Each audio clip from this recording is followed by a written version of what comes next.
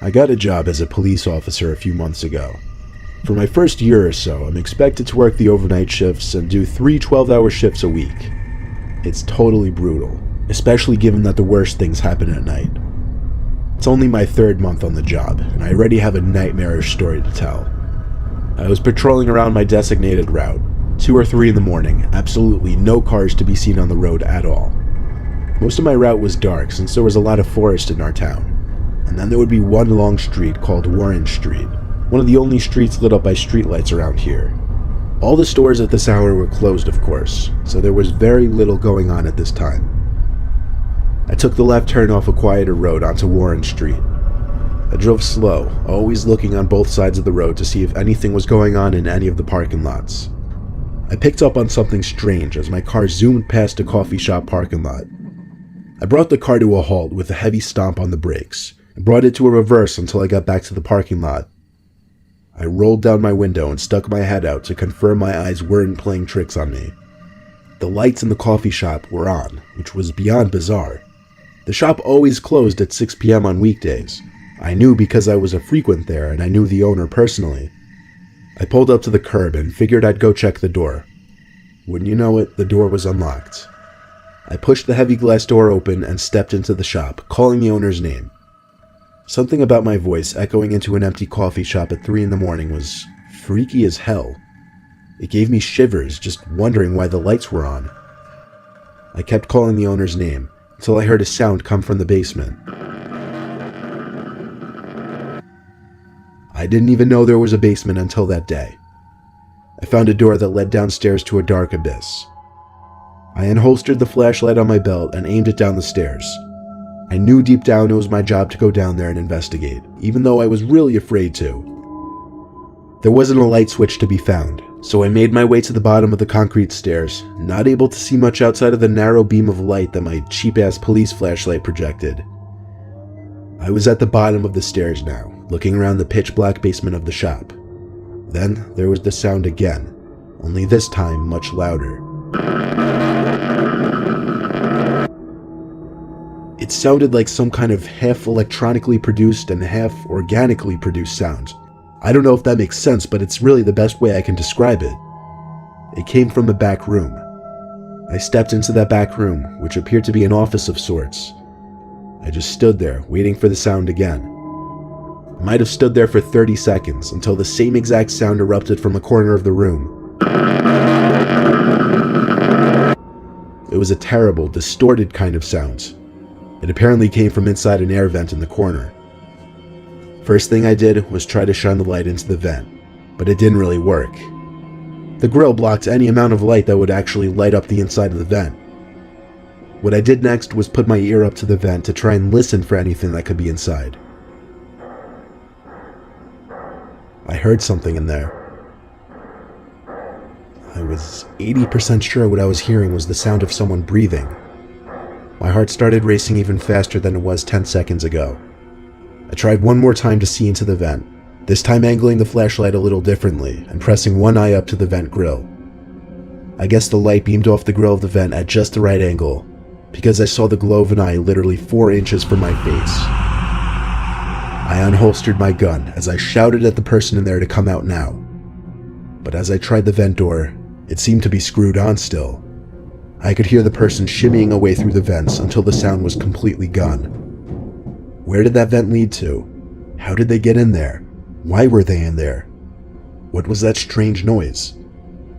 So many questions that still remain unanswered. I called for backup, and we did a thorough investigation. We called the owner, who came by to help us search the place at like 4 in the morning. There were no signs of breaking and entering anywhere, not a single unscrewed vent, not a single broken window, nothing.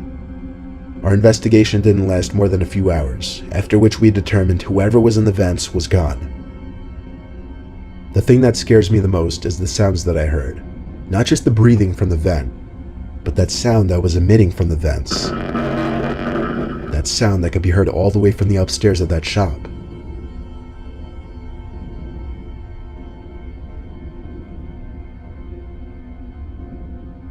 I used to work at a gas station off some rural highway in Ohio.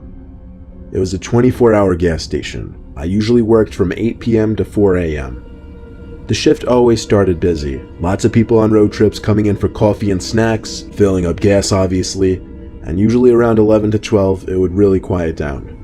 There would still be some people coming in, but once 1 or 2 a.m. hit, it was usually dead until the end of my shift. Usually by that time I was just playing games on my phone, doing work for my web classes, or watching movies on my laptop. The night in question I was actually catching up on a TV show I was watching at the time. The road was completely dead at this hour. You could expect to see maybe one car pass by every 5 minutes, and maybe one car came into the lot every 20 minutes to a half hour. The headlights of a car suddenly glared through the window briefly as a car turned into the gas station lot and pulled up to one of the pumps. The car turned off, and so did the lights. No one stepped out though. My attention went back to my show, and it did for a while. In fact, it took me a few minutes to realize that the car outside was still there. But no one ever came in to pay for gas, nor was there anyone standing outside filling up. The car was still just parked next to the pump. It was a bit sketchy, but then again, maybe they were texting or on a call or counting money. There could be a number of reasons.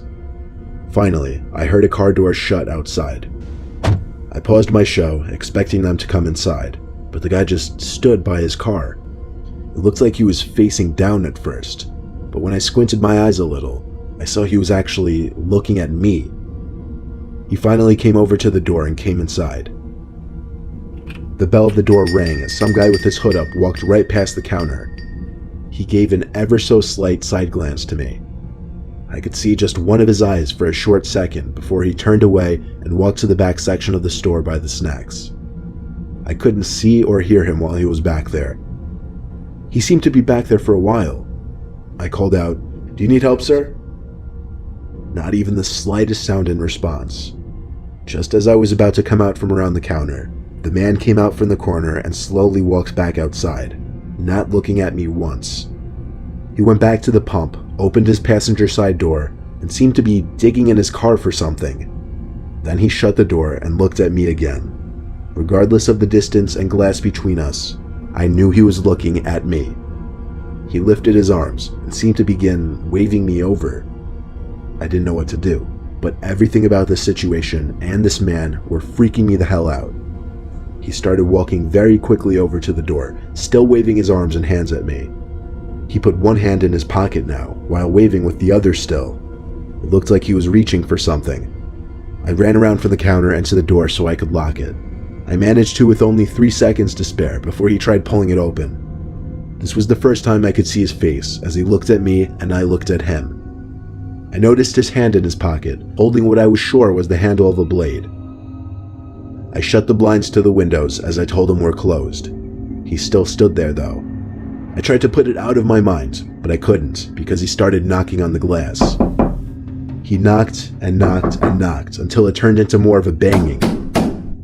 I screamed a threat to call the cops if he didn't go away.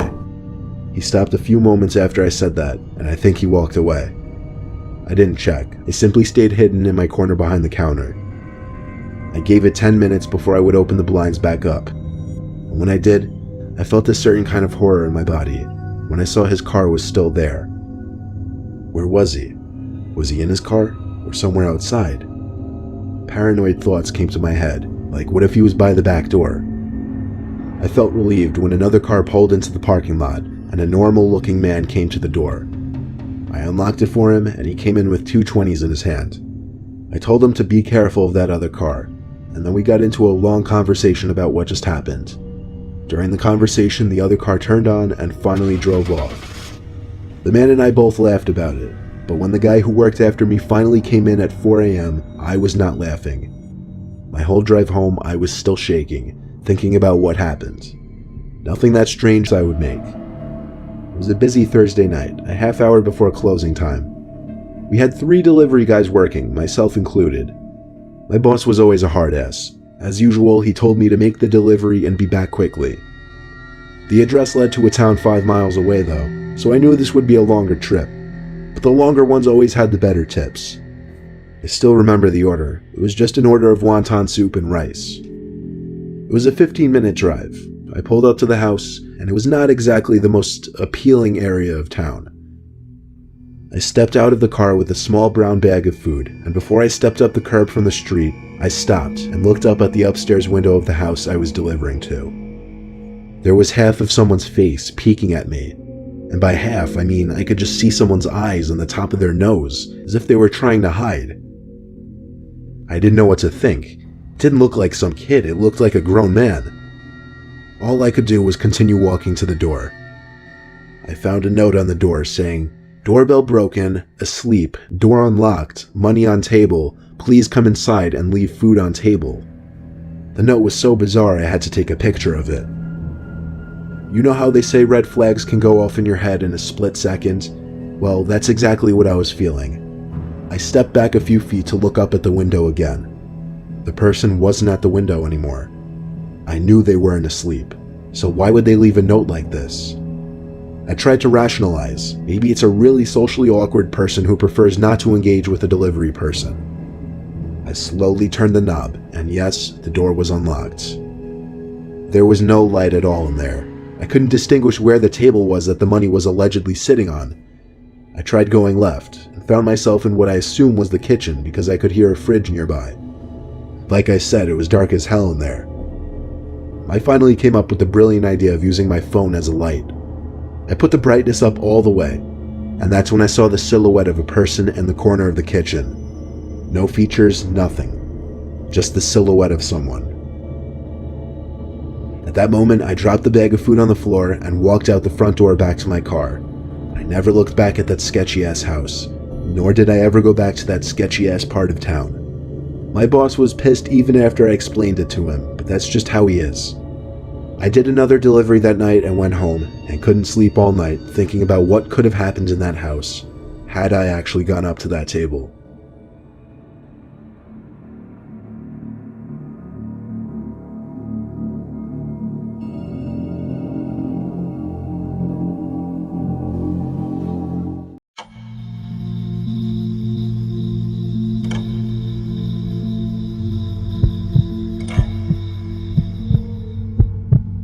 Okay, so I used to work night shift at a small hotel, and this happened about a year ago, but I still think about it all the time because it genuinely freaked me out so bad, and I don't know what the guy's plan was or what he was trying to do, and it honestly makes me feel sick when I remember just how long he was there and that I didn't even realize he wasn't supposed to be there. The hotel was small, only 3 floors and maybe 40 rooms total. It wasn't a busy place. Usually we only had about 10 or 15 rooms filled on weeknights. I worked from 10 p.m. to 6 a.m. It was usually really boring and quiet, which was fine with me. I would just sit behind the desk, do some paperwork, sometimes check the cameras, sometimes watch YouTube on my phone if it was really dead. The lobby wasn't big, just the desk and some couches off to the side with a TV, and then some vending machines in the corner. Behind the desk was a little office where I had a computer and a chair and a glass window so I could see the lobby while I sat in there. At night, the front doors locked automatically, so guests had to buzz in, and I would press a button to let them through.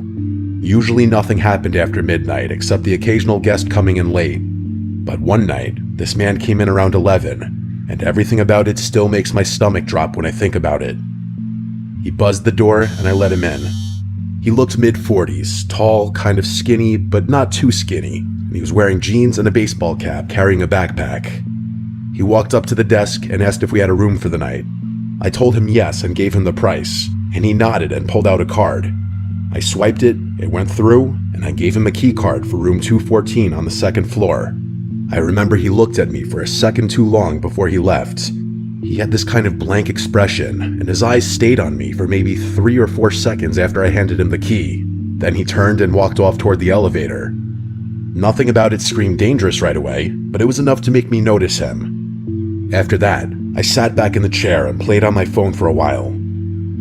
Around midnight, I looked up and he was back in the lobby. He didn't come to the desk, he just walked past me and sat down in the lounge area with the couches. The TV wasn't on, but he just sat down facing it. I figured maybe he couldn't sleep or something. Some guests hang out in the lobby sometimes, so I didn't think too much of it. But then after half an hour, I realized he was literally just sitting there doing nothing. He wasn't on his phone or reading. He wasn't even dozing off. He was just staring straight ahead at the blank screen. I got up at one point to grab water from the vending machine, and when I walked across the lobby, I felt him turn his head and watch me the whole way. I didn't look at him directly, but I could feel his eyes on me until I was back behind the desk. It gave me this really uneasy feeling. Around 1 a.m., I was checking the reservation system on the computer because I was bored, and that's when I noticed something weird. I pulled up the occupied room list and saw that room 214 said vacant. I mumbled what the f under my breath and double-checked, because I literally just checked this guy in an hour earlier. I thought maybe I made a mistake, so I looked at the check-in logs, and there was nothing for him. No name, no charge, nothing. Then I went into the transaction screen to make sure his card had gone through earlier, and it showed no payments. I remember feeling confused as hell, because I swore I swiped his card and it beeped like it worked, but there was nothing in the system at all. That's when I picked up the phone and called room 214.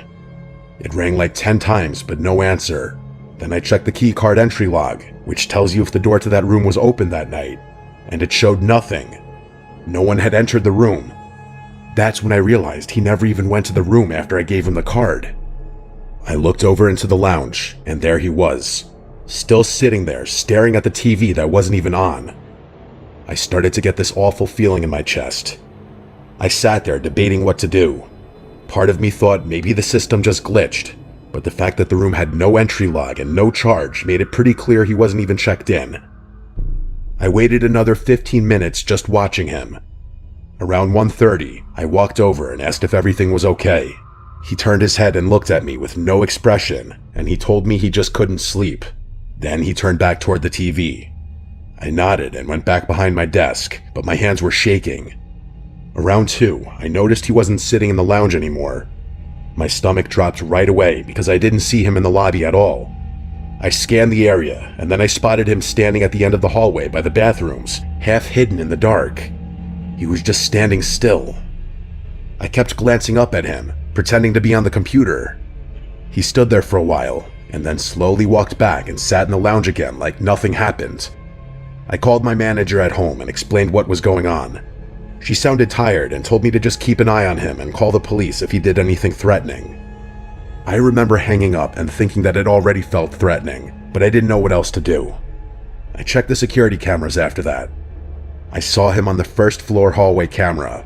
He walked all the way down the hall, stopped at the end, stood there for several minutes, then walked back. Later he went into the stairwell and stayed in there for about 10 minutes. I don't know what he was doing in there.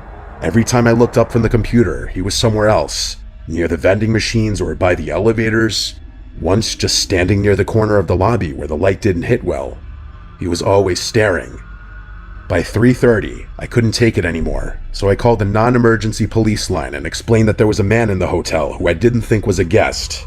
They said they'd send someone. While I was waiting, I noticed he moved again, this time closer to the desk. He was standing maybe 15 feet away, just watching me. He didn't blink much, and he definitely didn't speak. He just stared like he had a staring problem. I pretended to type something on the computer, but I was so scared I could hardly breathe. At around 3:50, the buzzer went off, and I thought maybe it was the cops already, but it was just another guest coming back late. I let him in quickly, and the man turned his head and watched the guest walk past. I noticed his eyes follow him the whole way across the lobby. That scared me even more, because it was like he was studying him. A few minutes later, the man disappeared again. I checked the cameras and saw him standing outside one of the guest room doors on the first floor, like he was literally just standing there. So that's when I called actual 911.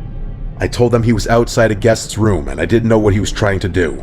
They said officers were on the way. I kept my eyes glued on the camera feed, and he just stood at the door for about 3 minutes, then slowly walked back to the lobby.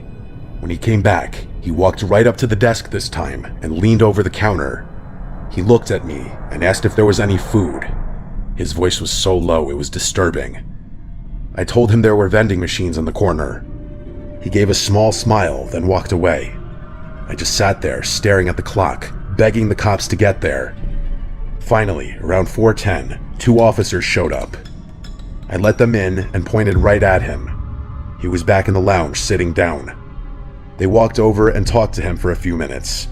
They asked for his ID and asked him questions I couldn't hear. Then they walked him out. One of the officers came back and explained that the guy wasn't a guest at all. The credit card he gave me was stolen, and he had no bags or reservation. He had just been pretending so he could get access to the building. They charged him with trespassing and the stolen card. After they left, I sat there shaking until my shift was over. Every time I looked at the cameras, I expected to see him again. The part that messed me up the most was realizing he had been inside the hotel for hours, wandering around and standing outside guest rooms, watching me from different spots, and he was never even supposed to be there. I have no idea what his plan was, but I know it wasn't good. That was the scariest night of my life.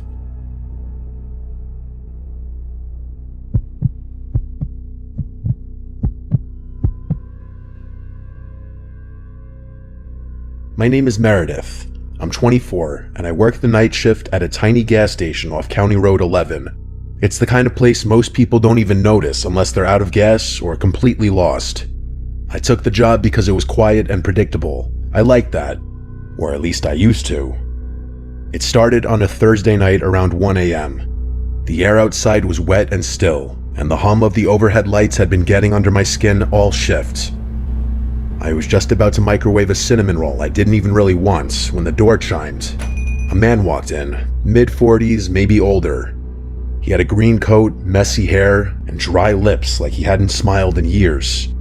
He didn't head for the coffee or chips like most people. He just stood near the counter, staring at me with a strange kind of familiarity. "Hi," I said, forcing a polite smile. Then the man said, "You always work this late?" I blinked and said, yeah, mostly." He smiled. Then he said, "I figured. I've passed through a few times. Noticed it's always you." That unsettled me more than I let show. "Oh yeah, right, small town," I said. He didn't leave. "Meredith, right?" I froze. I wasn't wearing a name tag. I was about to ask him how he knew, but he followed it with saying that I have nice handwriting, and he motioned to the whiteboard where I had written cinnamon coffee is back. Most people dot their I's like circles. You use little slashes. It's very specific. Thoughtful. I didn't respond. He didn't buy anything, just stood there for another minute watching me, like he was studying my reactions. Then he finally nodded. "I'm Paul," he said. "Just curious, that's all." And then he walked out into the fog. After that, he started showing up randomly. Not every night, not enough to scream stalker out loud, but often enough that I stopped assuming it was a coincidence. Sometimes he'd come inside, sometimes he'd just sit in his car near the edge of the lot with his headlights off. One night, I tried to ignore him. He came in, bought a bottle of water, and lingered like always. "You're quieter tonight," he said. "Long shift," I muttered. He slowly looked around the store, like he was taking inventory of everything. "It must get lonely, just you out here in the dark, no one else for miles," he said. "I'm fine," I replied. He leaned on the counter. "You ever get scared, being a woman alone at night?" His voice wasn't threatening, that's what made it worse. It was curious, like neutral, like he was asking about the weather. I stepped back, and I asked, "Do you need anything else?" He tilted his head. "You always keep the door to the back room locked. Smart. I noticed you check it around 2 a.m. almost every night." My stomach turned. I didn't answer. "I'll let you get back to it," he said, with a soft, almost apologetic smile. "Didn't mean to make you uncomfortable." Then he walked out again. After that night, I started walking to my car with my keys between my fingers. I kept a tire iron under the counter. I changed the curtains in my apartment, started showering with the bathroom door locked even when no one else was home. There were nights he didn't come. Sometimes I'd go a whole week without seeing him, but it didn't help. It actually made it worse, because I never knew when he'd reappear. Like the time I came back from my 10-minute break to find a Polaroid on the counter. It was me, refilling the windshield washer bin behind the station. It was taken from that night, close up, way too close. There was no note along with it, but the slash dot on the word I and the word windshield on the bin label had been circled in red ink. The next time he came in, I told him to leave. I told him if he stayed, I'd call the police. Paul just nodded. "I get it. I've been too forward." "You've been following me," I said, with my voice cracking, and I hated that it did. I just think you're the kind of person who's used to being misunderstood. I thought maybe you'd appreciate someone who pays attention," he said. "That's not paying attention, that's obsession," I replied. He didn't flinch. Would it be easier if I wore a smile and brought a soda every night? Would I be more normal if I just talked about sports and pretended I didn't notice the way your shoes are always a half size too big, or how your left eyelid twitches when you're tired? By this point, I was already dialing 911. He didn't stop me. The police came quickly, and he didn't resist.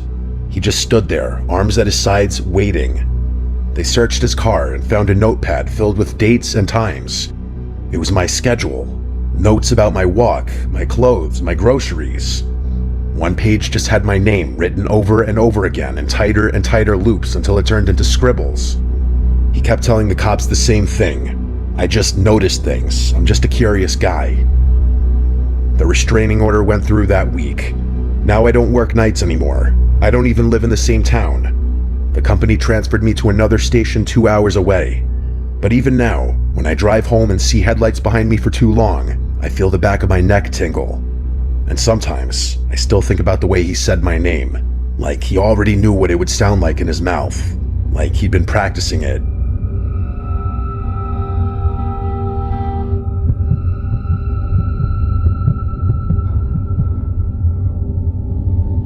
I want to start this off by saying at the time I'm writing this happened to me just last night.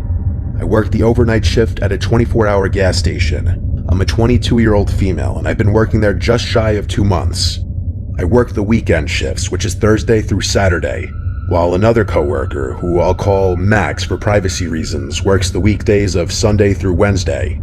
My coworker Max and a friend of his I'll call Ben had come into the station at about 2:30 a.m. to get some coffee and say hi. Max and his friend had taken some magic mushrooms a couple hours before they came in, so when I saw them, they were all giggly and shit.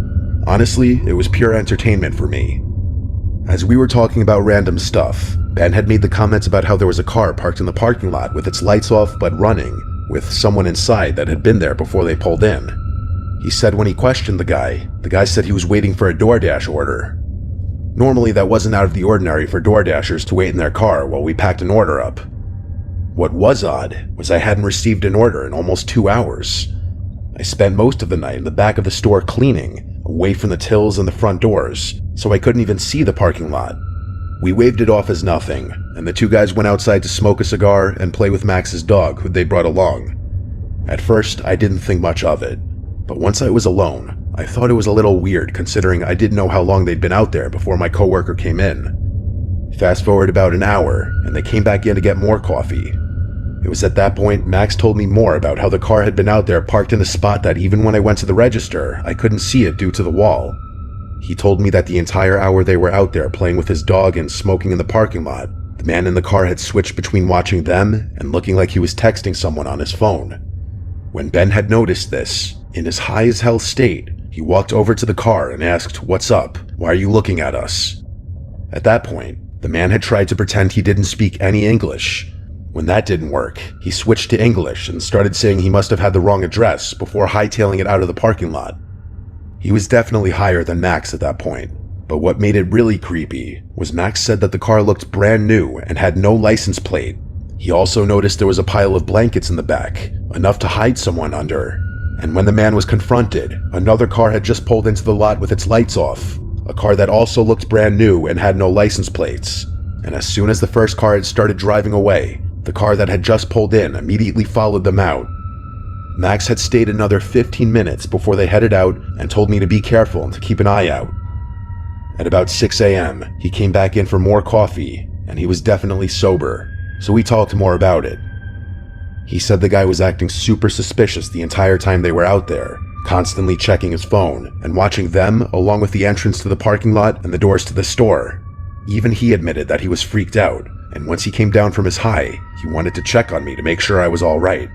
We both decided that had they not been there, this whole scenario could have gone one of several ways. I don't know if it was a pure coincidence, or if those two cars were planning on doing something to me as soon as Max and Ben had left and I was alone. I may carry a knife on my person for protection, but my gut tells me that from what they described, that if there were multiple people, it might not have been any good. And if they hadn't been there just playing like kids in the parking lot, Something terrible just might have happened to me. I work again tonight, and I'll update if anything happens during my shift. I really wish I didn't have an update for you, but I do. The car came back again during my shift. This is how it happened. It was about 3 a.m., and I was mopping the floors when 4 guys came in to get coffee and some snacks. I was ringing them up when one of them asked if I knew anything about the car that was at the far end of the parking lot, running with its lights off. I looked at the man and asked, "What car?" He then went on to tell me there was what looked like a brand new Subaru with no license plates running with what looked like 2 guys arguing in the front seats. I could feel my heart drop into my stomach when he said this. I told the group that a car with that same description had been sitting in the parking lot the night before, but there was only one guy in it, who I assumed to be the leader of this group, told me as they were pumping gas, they noticed the car as it had been there when they pulled in, and how it just sat there as they filled up their truck. He told me as they were walking to the doors, they passed the car, since they were at the pump farthest from the doors. He said that as they passed, they could hear a guy not quite yelling, but talking pretty loud and pointing towards the doors of the store. As they passed, one of the guys started to walk towards the car to ask if everything was okay. When the guys in the car finally noticed them, they proceeded to put the car in reverse and drive away. I told them that I believed that was the same car from the night before that had been acting suspicious when there were others in the parking lot, and when confronted, he seemed panicked before leaving with another car following him out. They seemed alarmed and offered to stay with me for a bit to make sure they didn't come back. I asked if they were sure, and when they told me it was no problem, they hung around for about 20 minutes before we all decided I was probably in the clear. I thanked them again and let them top off their coffee for free before they headed out, and I was left alone. Nothing else happened the rest of my shift, but I sure as hell kept an eye out when I eventually had to go outside to change the trash at the gas pumps. What's scariest to me is not once did I see this car, but had multiple people warn me about it. At first, I was hoping I was just paranoid and it was really nothing, but to have the same car come 2 nights in a row, at almost the same time, and park in a spot that couldn't be seen from the register or the front windows, makes me wonder if my paranoia is justified. If it is, I'm just glad I had another group of people show up so I wasn't alone if those guys in the car had decided to come in. Thankfully, I don't work for the next few days, and I can only hope when I work again, the car doesn't show up.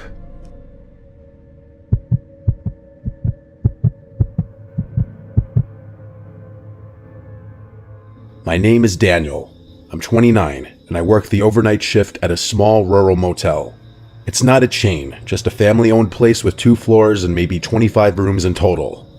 I usually work from 10 p.m. to 6 a.m. The motel doesn't get much traffic at night, maybe a couple check-ins after midnight if someone is traveling through, but most of the time, it's dead quiet. That's why I took the job. I'm not really a people person, so sitting in an empty building most nights works for me. The way it's set up is there's a main office with the front desk, some chairs, a coffee machine, and a little rack of brochures.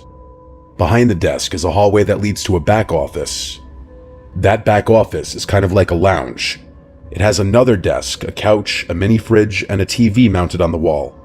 The cool thing is that there's a little speaker back there that dings whenever someone rings the bell at the front desk. So normally I just sit in the back, watch something on my laptop, maybe nap on the couch, and then when I hear the bell, I get up and walk to the front. I've worked there long enough to know the regular rhythm of the place. The building creaks sometimes, the heater makes a clicking noise, and the front door buzzes when a guest uses their keycard after hours. Those are all normal sounds. But the thing about working the night shift is even the normal stuff can get under your skin if you think too much about it. And sometimes, the things that seem normal at first turn out not to be. This happened on a Tuesday night back in fall. It was cold outside, maybe in the 40s, and the parking lot was empty except for 4 or 5 cars belonging to guests. It was about 2 a.m. when I first heard the bell. I stood up from the couch in the back and went into the main office. When I got there, nobody was standing at the desk. The lobby was empty. I looked outside through the glass doors, but the road was dark and seemingly empty as well. There were no cars pulling in or headlights or anything. I thought maybe I had imagined it, but the bell is loud and clear, so I knew I hadn't. I stood there for a minute, waiting to see if anyone came in late, but no one did. So I went back to the lounge. I sat on the couch, pulled out my phone, and scrolled for a while. Not even 10 minutes later, the bell rang again. I jumped up and walked quickly into the main office. but once again it was empty. The hair on the back of my neck stood up this time. I went to the doors and stepped outside. The parking lot looked the same as before. The cars were all parked with their lights off and there was no movement anywhere.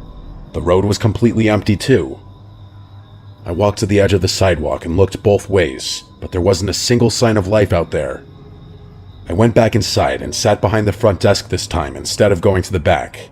I figured maybe some drunk person was messing with me, a ding-dong ditch of sorts. Maybe a guest's kid thought it was funny, but after sitting there for 15 minutes with nothing happening, I started to relax again. I leaned back in the chair, opened my laptop, and figured it was just one of those weird things I'd laugh about later. Then the bell rang again. I snapped my head up so fast that it hurt. The lobby was still empty, nobody in sight. My skin started to crawl. I stood up and walked around the front desk to make sure nobody was hiding, but there was no one. I checked the bathrooms of the lobby. I even stepped outside again, nothing. I walked the lot a little, shining my phone flashlight, but it was just dead quiet. I went back inside, and that's when I decided to try something different. Instead of going back to the lounge, I sat down in the chair right behind the front desk. If someone was sneaking around and ringing the bell just to mess with me, I wanted to be there to catch them. I turned the lobby lights down a little so the room was dim, and I just sat there listening. It was so quiet that every little sound made me twitch. The clock ticking on the wall sounded louder than usual. The fridge in the back office clicked on and hummed. Every couple of minutes, the building creaked as it settled. I sat there with my arms crossed, staring at the bell on the counter. 15 minutes passed, then 20. My eyes started to get heavy, and I thought maybe the person had given up. I even started thinking I just imagined the whole thing. Just as I was letting myself relax and doze off, it happened. The bell rang, only this time I saw what was doing it. A pale hand came up from under the front desk, reaching over the counter and pressing the bell right in front of me. I jumped up so fast I'm sure the chair almost fell over, and I bolted down the hall into the back office. I slammed the door and locked it, and I stood there in the dark, my chest pounding. My mind was racing, trying to figure out how someone could even be under there. The desk doesn't have much space underneath, but it's enough for someone to crouch if they squeezed in. That meant they'd been hiding just a few feet away from me, waiting. I forced myself to look at the security monitors. There were 4 cameras, one on the lobby, one on the hallway, and 2 on the parking lot. On the lobby feed, I saw the chair had apparently tipped over in my rush. The counter looked empty. Then in the bottom corner of the frame, I saw movement. A head poked out from behind the desk.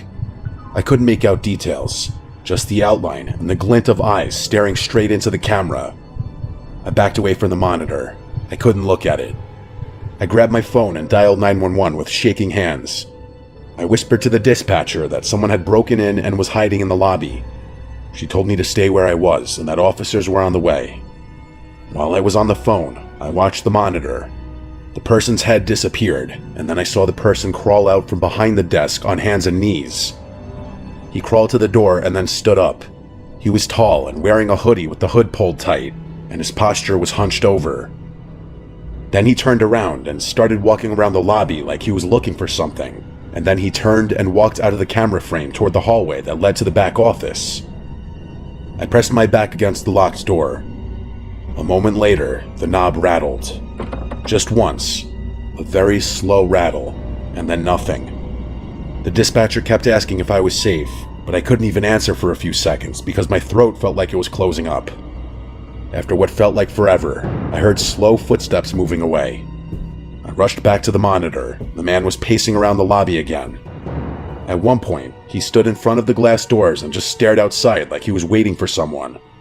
Then he walked over to the brochure rack and started flipping through the papers, as if he were sarcastically killing time. Minutes dragged by. Finally, I saw flashing blue and red lights through the parking lot cameras. The cops pulled up. 2 cars. The man must have seen it too, because he suddenly bolted out of frame. A second later, I heard the front doors open. When the officers cleared the building, they found a large rock near the front door that was presumably used to prop the front door open, but they didn't find him inside. He was gone. They searched the lot, checked the road, and the officer told me whoever it was must have slipped out as soon as they pulled up. I kept replaying it in my head after. The way that hand just came up from under the desk and pressed the bell, calm as anything. Now every time I hear that bell at night, I think of that night and experience. I don't think I'll ever look at that desk the same way again.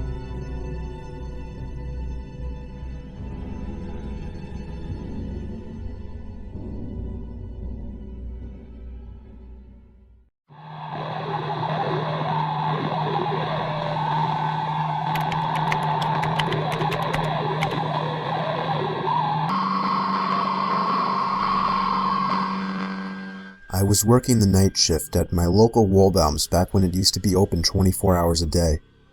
There would normally be less than 10 customers throughout my shift, but I wouldn't get to sit around and do nothing though. They wanted me to work on stock when I wasn't helping a customer. It was a bigger Waldbaum's, so oftentimes there may have been one other person in the building, whether it be someone working on stock or someone cleaning. This night, I was the only one working. I was working stock in the cereal aisle when I heard something fall over on the other side of the shelf in the next aisle over. I would always hear the door to the store sliding open. It was the loudest thing ever, so it kinda caught me off guard that there might have been a customer in the building. Of course, it wasn't weird. Yet. Not until I looked to my left and saw a man standing by the edge of the aisle, shooting me a blank stare. "Do you need something, sir?" I asked him. No. Could you just point me to the eggs?" he said. He wasn't normal looking. His face looked weird. Not exactly ugly, just unusual. Like his upper lip kind of came out too far. Almost like a Simpsons character. I was a bit uncomfortable that I had to deal with ringing him up. I hurried to finish the cereal aisle, and when I was done, I began to bring the U-boat cart to the back room. I was stopped halfway when the same guy cut me off through the middle section of the aisle. I want to note this guy was probably in his mid-30s, and at the time, I was only 22, though I looked much younger. The guy stopped me and started trying to make awkward small talk. He started by asking me my name, how old I was, if and where I went to school, and why I was doing the night shift. His questions started to get weirder when he asked me if I went to parties a lot and if I had a girlfriend. I told him I didn't, and then he asked me if I've ever had a boyfriend, while putting his hand on my shoulder. I immediately started walking away with the cart, but he followed me. I told him I wasn't into whatever he was thinking about. I went faster and faster until I finally made it to the back storage room. He didn't follow me in. I wasn't supposed to stay back there for extended periods of time to avoid customer theft. I decided it would be best to just wait for him by the register so that he would ring his stuff up and leave. But I waited there for at least 20 minutes. He never came. I decided he was gone, and whether he stole the eggs and something else, there wasn't anything I could do now. I had to go to the bathroom, so I took a quick jog to the back of the store and into the employee bathroom. Moments after sitting on the toilet, my heart dropped into my stomach as I heard the bathroom door open. I choked the urge to say something like, "You can't be in here," but I didn't want to give away my position. I lifted my leg so that I wouldn't be visible from under the stall, and what happened next was simply horrifying. I sat there for the longest time, looking at the floor, not moving a muscle. When I finally looked up, I could see an eye peering through the crack of the stall door. I screamed. I knew I was trapped. I knew I had one shot at making a move. I grabbed the box cutter in my pocket and began sliding it through the crack of the door, forcing him to move his eye away. I took that chance to slam the stall door open in his face and hightail it out of the bathroom and all the way out of the store. I called my boss at least 5 times before he finally picked up and explained everything. He told me to call the cops, and so I did. Of course, the man wasn't in the store anymore by the time the cops showed up. I only did the night shift twice after that, and luckily didn't see the man again.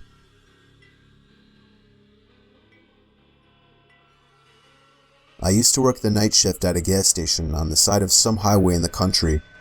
From the hours of 12 a.m. to 6 a.m., the road was pretty dead. I would have maybe 1 or 2 people come in to pick cash in a whole night. It was a very boring and depressing job, especially doing the graveyard shift, but I had just finished college and I needed to pay off my loans. The only reason I kept this job was because my boss threw me an extra $5 an hour for doing the night shift. On this one cold December night, I was doing my usual thing, reading the newspaper, playing games on my phone and whatnot, when I noticed the headlights of a car pulling off the highway into the parking lot. It was a red pickup truck. Somebody stepped out and shut the door. I went back to reading the paper as I saw that he was standing by the gas pump. I assumed he wasn't paying cash.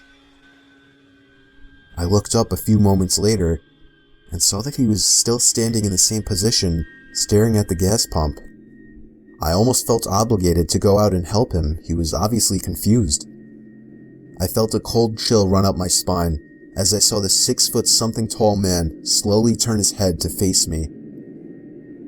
I couldn't make out any features of his face, but I knew he was staring at me. I tried to pretend I didn't notice by going back to reading the paper. Of course, I wasn't really reading now. I was a bit shaken by the guy out there. I just wanted him to pay debit or credit and leave. I looked up and gasped as the man was now much closer to the front door of the building. It wouldn't have been so disturbing if it weren't for the fact that he wasn't moving. He was just standing still, as before, still looking in my direction. I walked over to the door to get a closer look. All I could see in his face was still blackness. I locked the door and flipped the open sign to closed on the door. I didn't care if this would possibly get me in trouble. I was not taking a chance because, quite frankly, I was scared shitless. I walked back behind the counter and sat down on one of the containers on the floor just so I couldn't see the man outside anymore. I stayed in that position for a good 5 minutes, texting every friend I have to see who was awake. I was desperate to tell somebody about this. When I finally got up to check that he was gone, I let out a full scream as the man was now right outside the door. I picked up the phone on the counter and called the police. The operator was reluctant to send somebody over because of the way I described the situation, but I persuaded them. I hid behind the counter, balled up like a child. I began to hear heavy thumps at the door, not innocent knocks to catch my attention. I mean thuds and thumps, trying to break down the door. And then eventually it finally stopped. I heard the sound of a car starting outside and then driving off. I looked outside and he was gone. A patrol cop along with a state trooper pulled into the parking lot. I reported the red pickup truck and told them which direction I thought he went in. I couldn't describe his face as all I saw was blackness. Of course, there wasn't much the police could do as the man didn't really do anything. I left that job a few months later to a job in the city.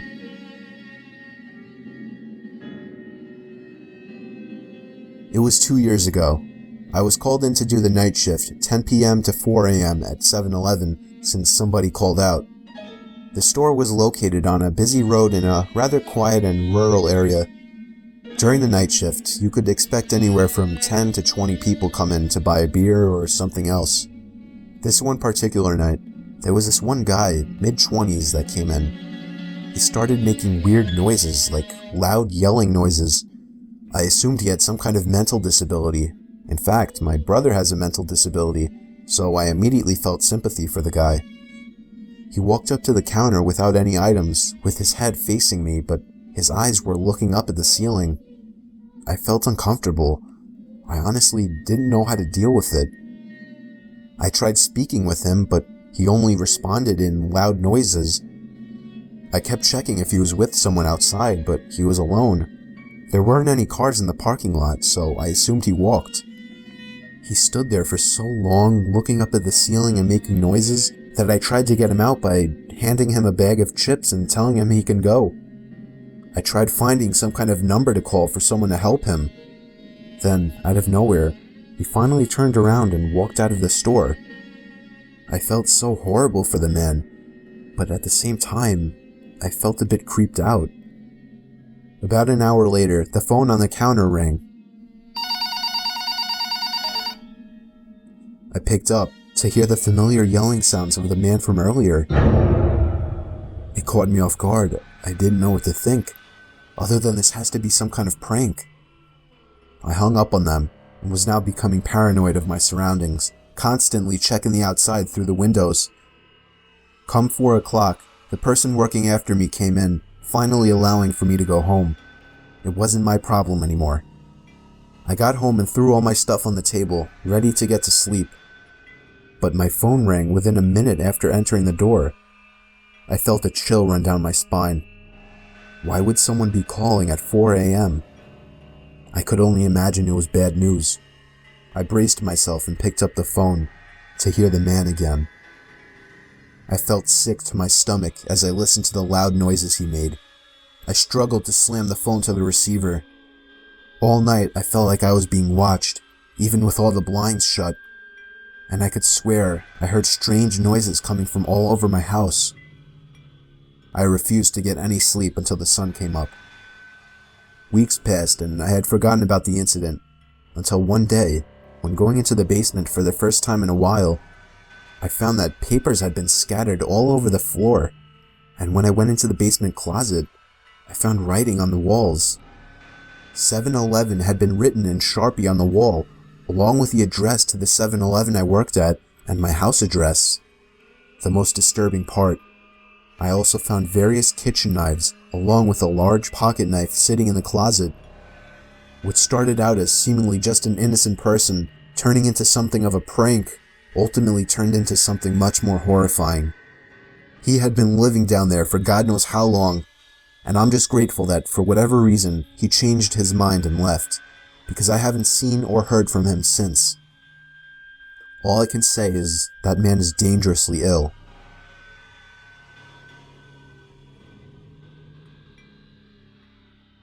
I've worked in the K-9 unit for 9 years, and I've worked my fair share of graveyard shifts. I've definitely come across weird things at night, but I'll never forget this one night.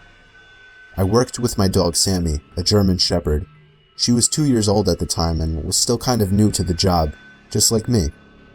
I was driving down a road surrounded by crops when I spotted a suspicious-looking white van parked inside the crops. Both doors were open. I flashed my lights to try and draw out whoever was there. Nobody came out, so I parked and scanned the place out quickly. Nobody was in sight, so I took Sammy with me to track down the driver of the van. Sammy started going crazy when we reached the trunk of the van. She was pulling so hard she almost broke off the leash. I opened the trunk to the van, and a blast of foul air hit me in the face. I almost passed out from the mix of the horrible smell and the pure shock of what I saw in the trunk. I counted 7 full body bags, each with a pair of feet sticking out at the bottom. I requested immediate backup with my radio. I heard the sound of a twig snapping nearby, and Sammy just lost it. I lost grip of the leash, and she took off into the crops. I pulled out my gun and followed the sounds of her barking. As each and every crop hit me in the face, I felt as if something would reach out and grab me. I stopped when I could no longer hear Sammy's barking. But as I stopped, the sounds of movement did not. I realized I heard movement in all directions. I had never experienced such fear in my life. I stood still as the movement around me stopped. And then, out of nowhere, I felt 2 arms wrap around my throat. I couldn't breathe. I couldn't fight. I was going to die. And then, I heard the sound of Sammy's bark, followed by the scream of the man choking me as Sammy bit down on his leg. The next thing I did is something that I still question if it was appropriate doing to this day. I turned around and pulled the trigger, killing the man. I grabbed Sammy by the leash and ran all the way back to the car. I could tell people were following us from behind.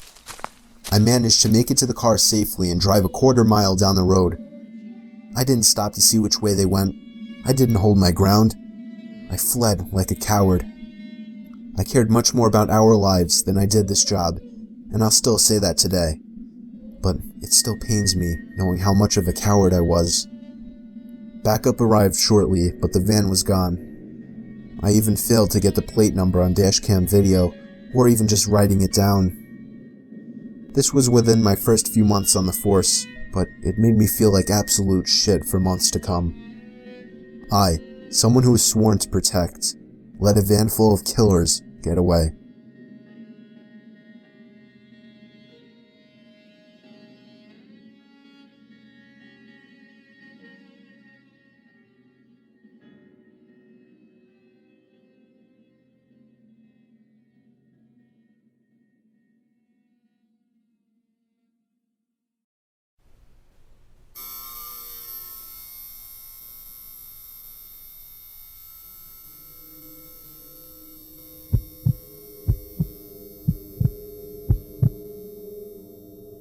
I was 21 when this happened. It was 2017, and at the time I was working part-time at a gas station a few towns over from where I lived. It was one of those jobs I only planned to keep for a few months, just until I figured out what I wanted to do next.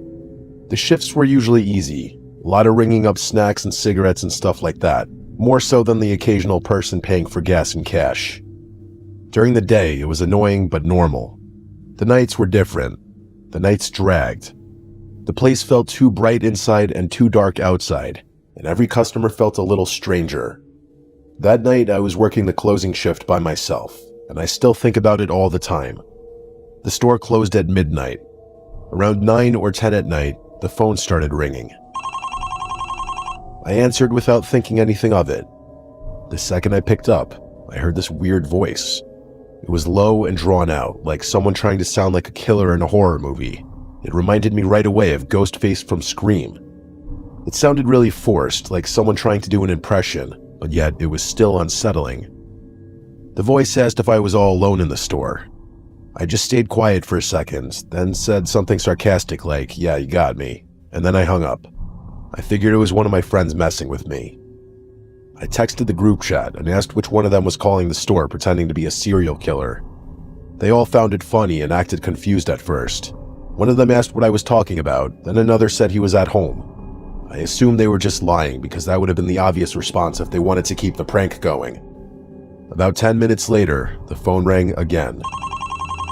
It was that same fake horror movie voice. This time they asked why I hung up. I once again sarcastically said, "Alright, you got me." The voice let out this soft laugh that sounded weirdly real, not playful like I expected. Then it said I shouldn't be rude to people who know where I am. I hung up again, but this time I felt a little off. It was probably still a joke, but there was something about how calm the person sounded that got me. I kept trying to shake it off. Customers were still coming in at that point, enough to keep me distracted. People getting gas, buying beer, and getting lottery tickets. But every time it slowed down, I found myself looking at the phone. It rang a third time around 10:40. I answered, and I immediately regretted it. The voice asked if the store always got this quiet that late. That got under my skin more than I want to admit. I said nothing and hung up. After that, I texted my friends again, this time more seriously. I said it was getting old and asked who was doing it. Again, they all denied it. I started messaging them one by one. It was the same thing. One was with his girlfriend, one sent me a picture from his basement, one was apparently at a friend's house almost half an hour away. At that point, I started getting annoyed instead of scared. I thought maybe they had someone else doing it, but the truth was, even though the caller never said my name, he was saying things that matched what was happening in the store, like how quiet it was. Around 11, the calls started coming closer together. I stopped answering after the fifth one. The phone would ring and I would stare at it and let it stop on its own. Then a minute or two later, it would ring again. That went on for maybe 15 minutes. I started checking the cameras more. There were a few around the outside of the building and a few inside. The store sat by itself off a road that got pretty dead at night. There was a small patch of woods behind one side of the building and an alley-like area where the dumpster was. The outside cameras weren't great. They had blind spots, and the picture at night was grainy. Still, I kept flipping through them, half expecting to catch one of my idiot friends crouched outside laughing. I didn't see anyone, though. Then I started hearing little sounds outside, which at first I told myself was nothing, for example, a tap somewhere. Then what sounded like a light scrape near the side wall. Then a noise by the back that sounded like someone stepping on loose gravel. It got to a point where I couldn't dismiss it any longer. I texted the group chat again and told them to seriously stop. I even sent a picture of the empty store and wrote that this wasn't funny anymore. They kept denying it. One of my friends actually called me from his normal number and I told him what was happening. He sounded genuinely confused and said he wasn't joking, nor was he involved in any joke. He told me to lock the door early if I had to. I didn't want to do that unless I really felt I needed to. Part of me still thought I was making too much of it. At around 11:40, one last customer came in. I remember the exact sound of the door opening because it made me jump. I looked up and saw just a regular-looking guy at first, maybe late 20s or 30s. Nothing outwardly crazy about him. He wasn't dirty or dressed weird. He just had this blank expression. He didn't say hello. He just walked in and started moving through the aisles. I watched him on the cameras while pretending not to. He took way too long for someone who ended up buying one bag of chips. He kept drifting to different aisles and then stopping. More than once, I saw the top half of his face appear above the shelves while he looked toward the counter. Not in a casual way either. It felt like he was checking on me. I kept thinking maybe he was high, or maybe he was tired, or maybe he was deciding what he wanted. But my stomach had that heavy feeling by then, like my body already knew something was wrong before my brain wanted to admit it. He was in there for at least 8 or 9 minutes. Then he finally came up to the counter with a bag of chips. He still didn't say a word, so I didn't either. I just took the chips and scanned them. When I looked down at the register, everything felt normal for 1 second. Then I looked up and caught him staring directly into my eyes. He held it for maybe 2 seconds. It doesn't sound long, but it was. There was no expression on his face when he did it. Then he looked down and paid. I handed him back the bag, and he turned and walked toward the door. I remember thinking maybe I was overreacting. Maybe he was just a weird guy. But right as he got to the door and pushed it halfway open, he stopped and turned his head back toward me without fully turning his body. His chin was slightly lowered, so his eyes had to look up at me. Then he smiled. I still don't know how to explain that smile without sounding dramatic. It looked like he knew exactly how creepy he looked, and he was doing it on purpose. It made every hair on my body stand up. Then he stepped outside, and instead of walking toward any of the pumps or toward a car, he walked around the side of the building. When he did it, he kept his eyes on me through the glass. He kept that smile, too. I just stood there watching him until the angle cut him off. Then I rushed to the camera monitor and followed him there. I saw him round the building and head toward the side where the woods were. Then he disappeared into the blind spot behind the building. He didn't come back out. I waited maybe 10 seconds, then 20, then a minute. He never reappeared. That was enough for me to lock the door early, even though it was a little before midnight. This part might sound dramatic, but I texted my family and my friends and told them that there was a creepy guy outside and I wasn't joking anymore. I said if I stopped replying, that meant something probably happened to me because of him. I rushed through the closing stuff as fast as I could. I barely cleaned anything. I kept checking the cameras over and over, expecting to see him pop back out.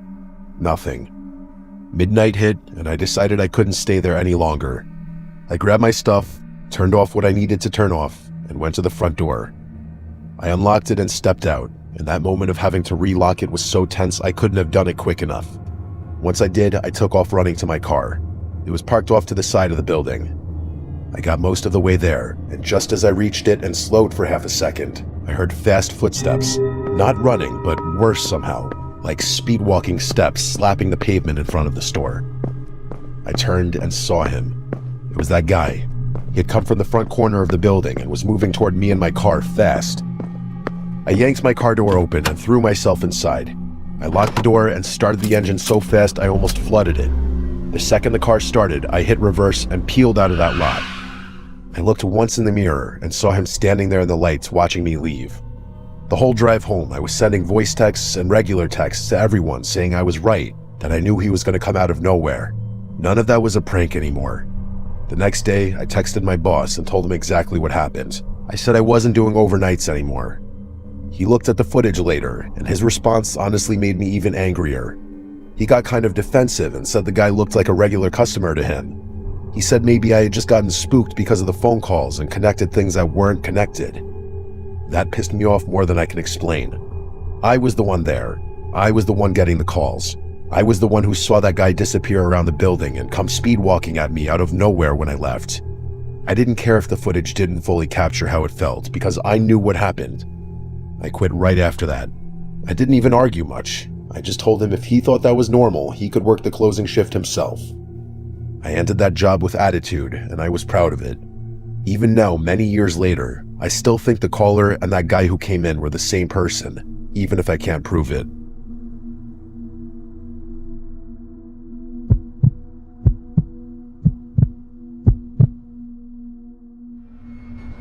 My name is Cadence. I work the closing shift at a small dive bar in the quieter part of my town. The place is right off the highway, but the parking lot also has a back entrance that's available to the general town. It's nothing fancy, just a dimly lit spot where the regulars know each other by name, and the jukebox has been playing the same rotation of classic rock for years. Most of our customers are locals, truckers passing through, and the occasional lost tourist looking for a stiff drink. I like it though. The routine is predictable, the tips are surprisingly decent, and I've learned how to handle the usual bar crowd. The talkers, the flirters, the quiet drinkers, and the ones who just want to be left alone. Weekends are obviously a lot more hectic, but the thing about working during the week is that I'm expected to work my night shifts alone. I don't even get a bar back to pop in now and again. Yeah, it's obviously easier work and slower during the week, but I miss the company of my coworkers. I tend to be pretty vigilant during my shifts because we do get the occasional bar fight considering the kinds of crowds we attract. That's why I clocked the guy immediately. It was sometime after 1 in the morning on a Tuesday when he walked in.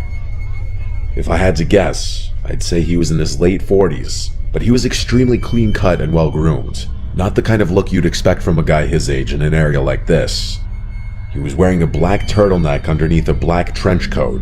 Definitely well dressed, but casual about it. I'm not sure how to explain it, but he had this aura of sophistication about him that makes you think of money. Real money, not the loud look at me kind. He glanced around slowly before walking swiftly over to the bar and taking a seat. I also remember him having oddly good posture, but that's neither here nor there. When I walked over, he glanced at the bottles behind me and ordered something top shelf without hesitation. As I was pouring his drink, he asked me if I liked working here with a smile on his face. It was a normal enough question, so I answered him honestly. I told him yeah and smiled back. I then made a joke about being a bartender or something. I wish I could say I got a creepy vibe from him, but that's not the energy he was giving off. He genuinely seemed like a stand-up guy, kind of like the single dad at his kid's baseball game that gives the whole team a high five. He chatted with me for a bit, which I didn't mind since the bar was pretty quiet at that point. Eventually, he asked me if I ever thought about doing something bigger, which I admit was somewhat bizarre. Again though, not a totally creepy question given the nature of the situation. I gave him my standard bartender smile and told him I was happy for now. He nodded and sipped his drink, seemingly disappointed at my answer for reasons I didn't understand. After a long pause, he asked me what time I got off out of nowhere. That question surprised me. I hadn't picked up any kind of flirting from him whatsoever, so I was a little disappointed to discover that our conversation had just been another one of those empty attempts at getting my number. I smiled and gave him a vague answer, trying to brush him off in a friendly way without seeming uptight. Before he could answer, I busied myself and began wiping down the counter, but he didn't press. He just smiled like he already knew, then drained his drink and pulled out a crisp $100 bill, laying it gently on the bar like it was nothing.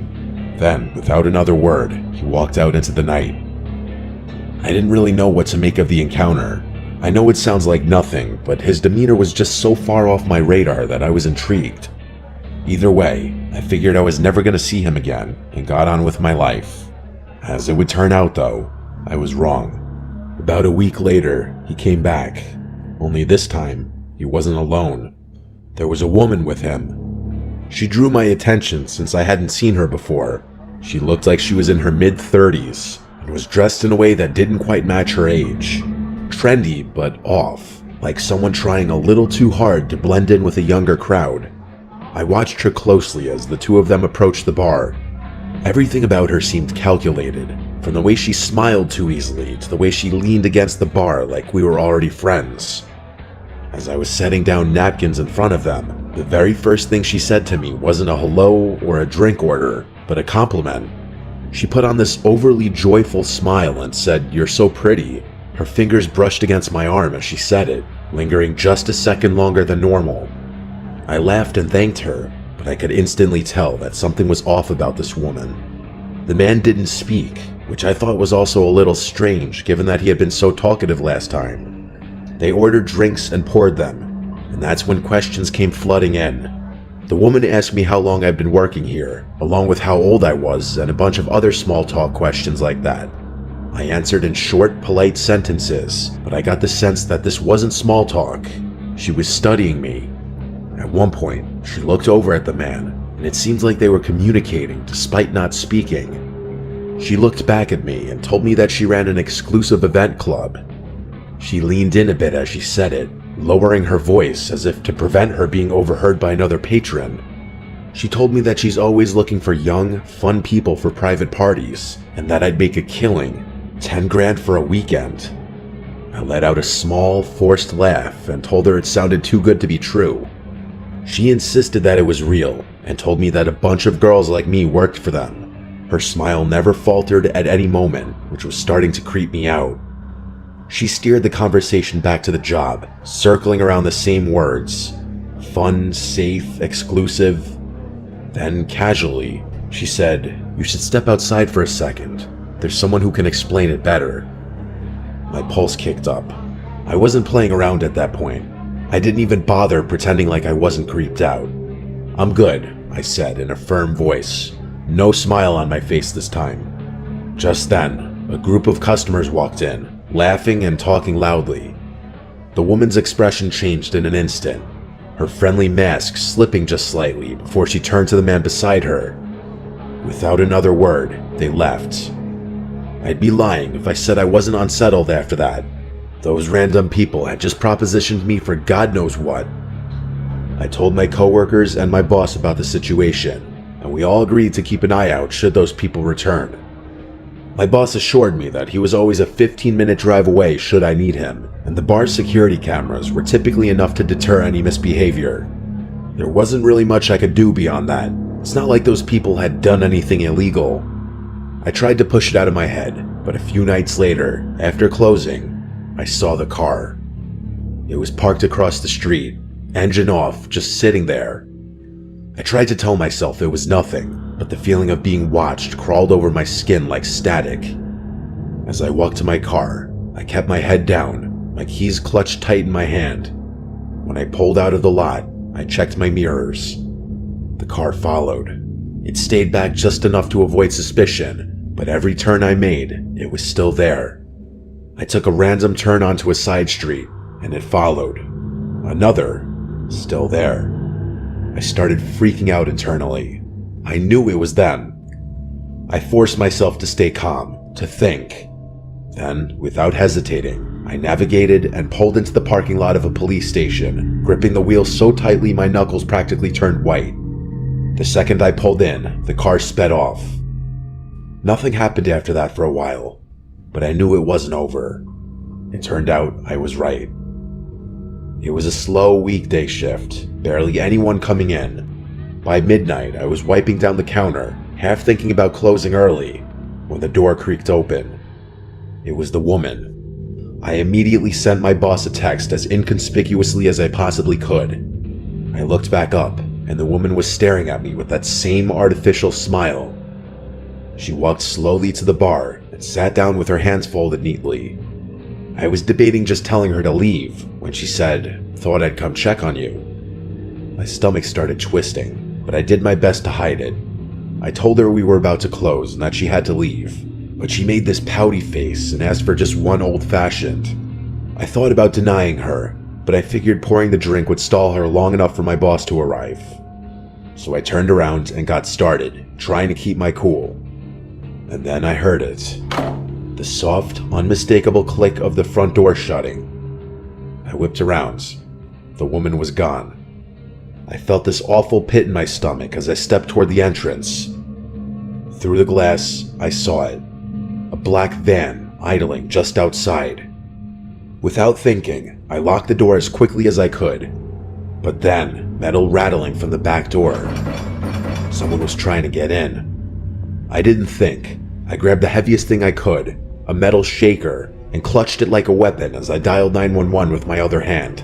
There was no way the police would get there in time, so I thought about making a run for it out the front door, but I didn't for whatever reason. I was bracing myself for a fight when I saw headlights pulling into the lot.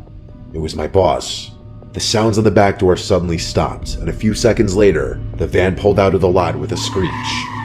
I embraced my boss and told him what had happened, and he said he had gotten the license plate of the van as it was leaving. When the cops arrived, my boss reviewed the security footage with them. It was worse than I had imagined. Just before the woman left, the cameras had captured two masked figures crouching near the front door, waiting. There was another person in the back who was banging on the door with his fist, clearly trying to flush me out to the front. It was downright horrifying. To make matters worse, the plate number my boss had caught turned out to be unregistered. It's been quite a while since this incident, but no progress has been made. The only good news to come out of the whole thing is that my boss doesn't make me work alone anymore. Despite that, I'm still extremely uneasy anytime I'm scheduled for a night shift. I still question how they knew I'd be working alone. It doesn't make any sense. Even now, I often think about what would have happened had I given in to fear and run out the front door.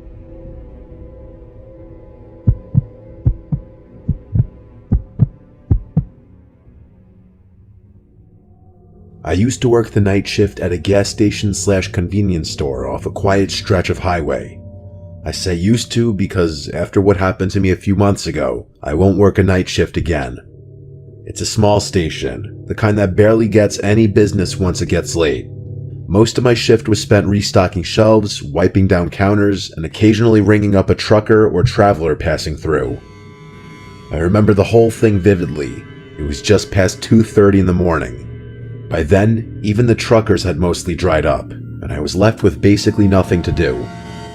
I scrolled mindlessly on my phone, trying to kill some time. At one point, I stepped outside for some air, rubbing my hands together against the cold. I exhaled a few times, watching my breath disappear in the cold. The parking lot was empty, just the pumps, the road, and the dark stretch of trees beyond. The neon sign flickered faintly, and I remember it being hazy out, like you could literally see the moisture in the air. Even with the highway not too far off, it was pretty silent out there. Right as I was about to walk back towards the store, I noticed something move out of the corner of my eye. I whipped my head around and realized there was a person standing behind one of the pumps. How had I not noticed him earlier? He was wearing a dark red hoodie with a hood up, and he had both hands shoved in his pockets. There wasn't a car in sight, so he obviously wasn't fueling up.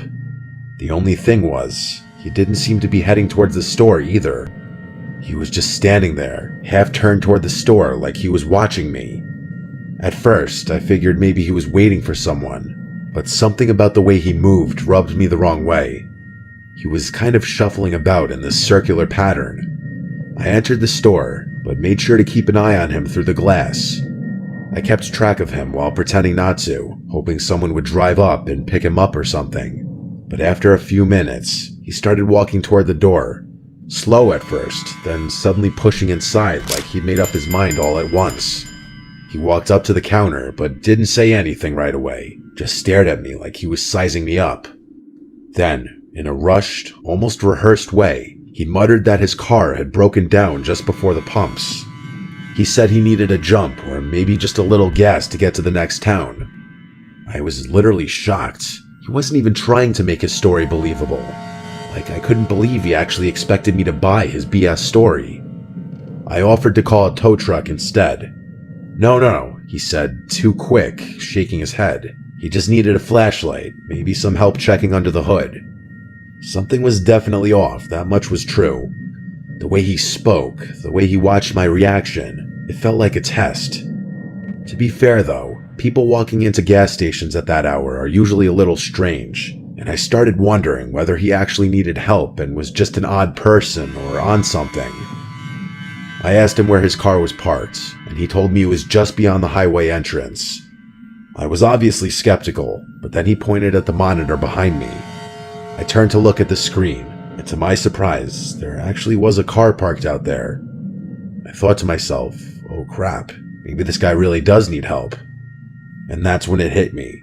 I had literally just been outside, and I would have remembered a car parked out there. I glanced back at the monitor and saw the slightest movement near the car's back bumper.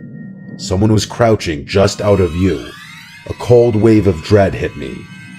I forced a casual smile and agreed to help the guy, but not before telling him I needed to grab my phone from the back office. I turned slowly, not wanting to spook him, but the second I was out of his direct sight, I slammed my hand onto the emergency panic button under the counter.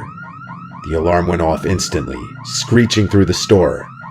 I expected him to attack me, but what he did instead was even more unsettling. His nervous energy disappeared. No more fake urgency, no more shifting from foot to foot. He actually relaxed. His whole body language shifted, and then he smiled. Not a panic smile, not an embarrassed one either. A slow, knowing grin, like he had all the time in the world, like this was amusing to him. I was in shock. I didn't even have time to get physical with him. In one fluid motion, he turned and bolted. I ran to the monitors just in time to see both of them take off. Not toward the car, but into the woods behind the station. The car just sat there, engine off, headlights off. No one inside. By the time the police arrived, it was exactly as I saw it. The car was still there, but the men were gone. No footprints leading away, no sign of them anywhere. And then one of the officers pointed something out. Something I hadn't noticed before. The front passenger door was open. There had been a third person inside the whole time. The police took my statement down, I turned over the surveillance footage, and that was that. A few days later, they followed up with me. They had the car towed and ran the plates. Turned out, it had been reported stolen nearly a week earlier, over 100 miles away. No one had come forward to claim it, no reports of missing persons, no other crimes linked to it, just an abandoned vehicle in the middle of nowhere with no explanation. That was months ago and still nothing. I don't know why convenience stores are such popular targets, but I can say for sure that I will never work another night shift again.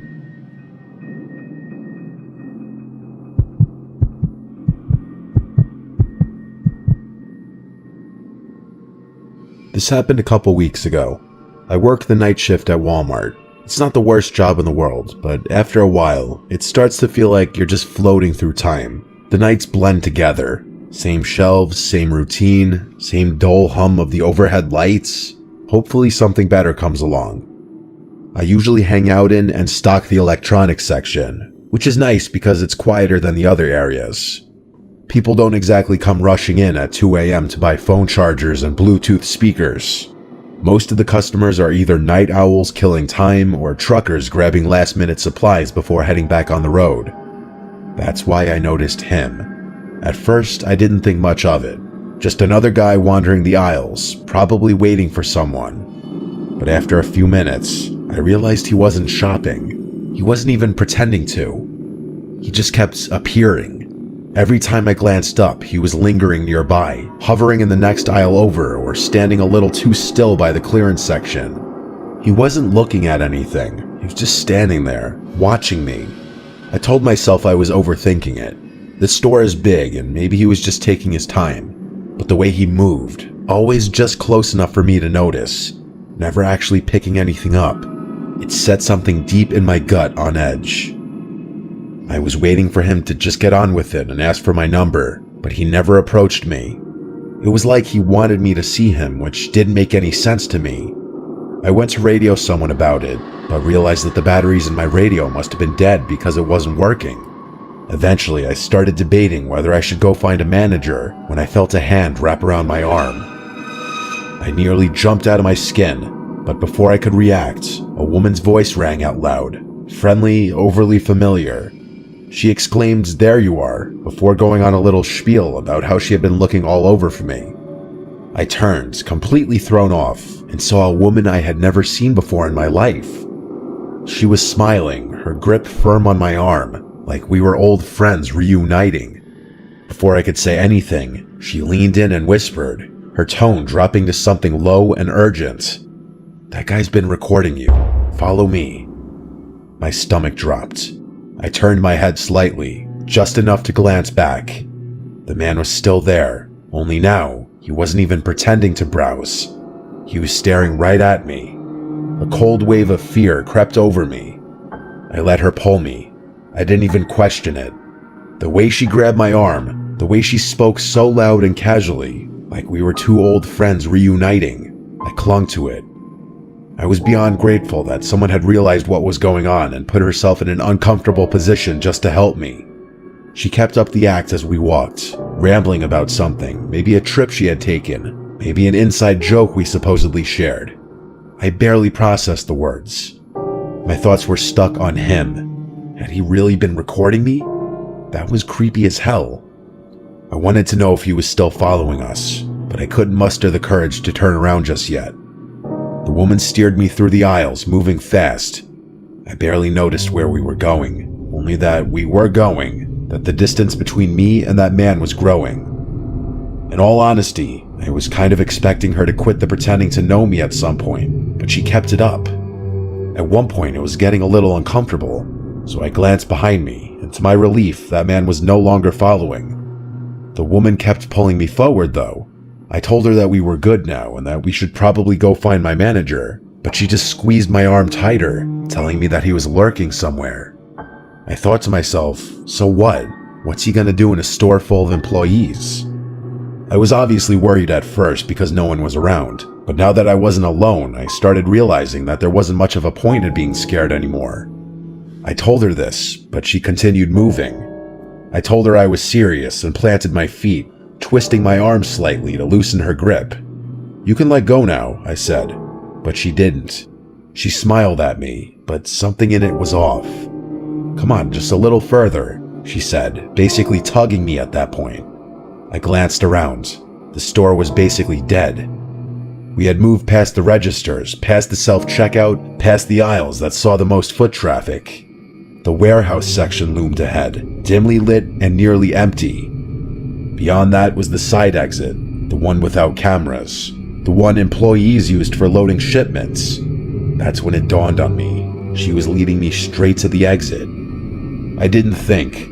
I screamed for help as I yanked my arm free of her grasp with all my might. She lost her grip just enough for me to pull free. I didn't waste another second. I turned and ran toward the front of the store. As I fled, she yelled out something behind me. She yelled for me to come back, followed by my name, which I hadn't given her. I kept running until I saw one of my coworkers who was running toward me, most likely reacting to my screaming. I told him to call security, which he promptly did. That woman was long gone, though. By the time I told my story to the security guards, that woman and that man were nowhere in sight. They reviewed the security footage, and just as I suspected, the woman and man walked into the store together. She had been with him the entire time. The man's face was clear as day in one of the frames, but hers was always turned away. I had a feeling she was the mastermind behind the whole thing, so I was infuriated that the cameras hadn't picked her face up. Every second of it had been planned. The police got involved, and the whole thing went down as a failed abduction attempt. I'm still waiting for a resolution about it. That man should definitely be easy to track down, given his face was caught on camera. I have no idea how that woman knew my name. That's what terrifies me the most. Those people hadn't just picked me at random. I was a direct target.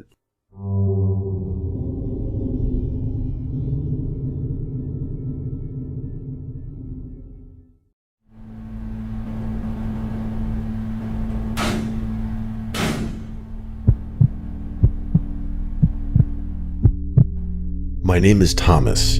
I've been working the late shift at our local Burger King for about 2 years now. It's not glamorous, but it pays rent and the hours work for me. I'm a night owl anyway, so being behind the drive-thru window from 10 p.m. to 4 a.m. doesn't bother me the way it would most people. This all started maybe a month ago. I was working the drive-thru solo. We're usually understaffed after midnight, and that's when a car pulled up to the speaker. Male voice, pretty unremarkable. He ordered a large double Whopper with cheese meal with a Coke. It was pretty standard. The one notable thing about the encounter was when he went to pay, he only rolled the window down just enough to slide his card through, and his windows were tinted so I couldn't see his face.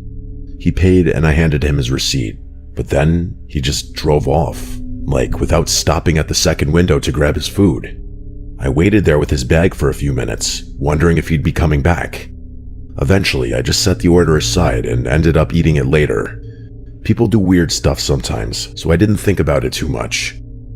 About a week later, it happened again.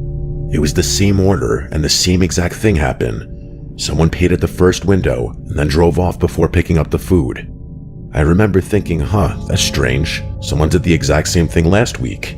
But I wasn't quite able to connect the dots at that point. I just figured it was a coincidence. It wasn't until it happened a third time that I realized it was the same person making these orders. At that point, I knew something weird was going on, but I wasn't going to complain. The food was made, paid for, and I was the one who got to enjoy it, so I kept eating the free Whopper meals and tried not to think too hard about why some random dude was essentially buying me dinner every few days. This went on for a few more weeks. The guy would show up every 4 or 5 days, always late, usually between 1 and 3 a.m., and always with the same order. I started to almost look forward to it in a weird way. Like, it's been a few days. Wonder if my mysterious benefactor is going to show up tonight. One night, I was working the speaker at around 2 a.m. when I heard that familiar voice through the speaker. I knew what was about to happen, and I was right. He ordered the same meal, which I knew I'd be eating. But this time, he said something else. Something that made me freeze up. He said, and I'll never forget this, "I hope you've been enjoying those Whoppers, Mr. Hurley." My last name is Hurley.